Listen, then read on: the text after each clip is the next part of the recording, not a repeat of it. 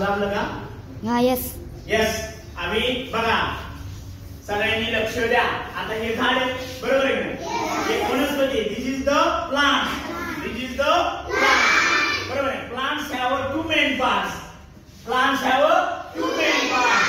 One is shoot and other is second is route.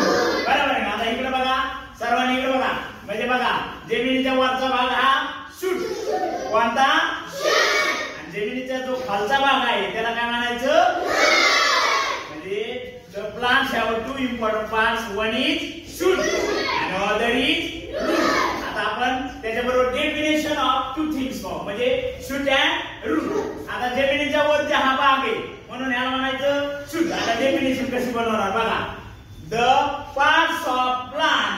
The parts of plant above the ground. Above the ground.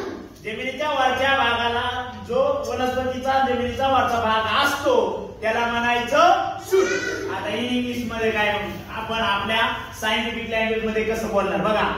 The parts of a plant. The parts of a plant above the ground. Above the is called shoot. Is called is called.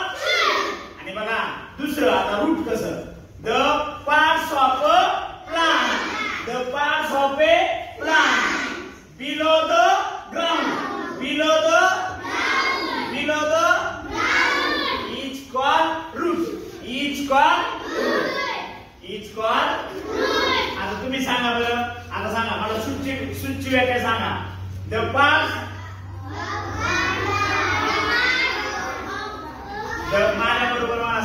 The parts of a plant below, above the ground. Each called shoot. The parts of a plant below the ground. Each called root. Each called आणि above the ground म्हणलं की each called shoot. Each called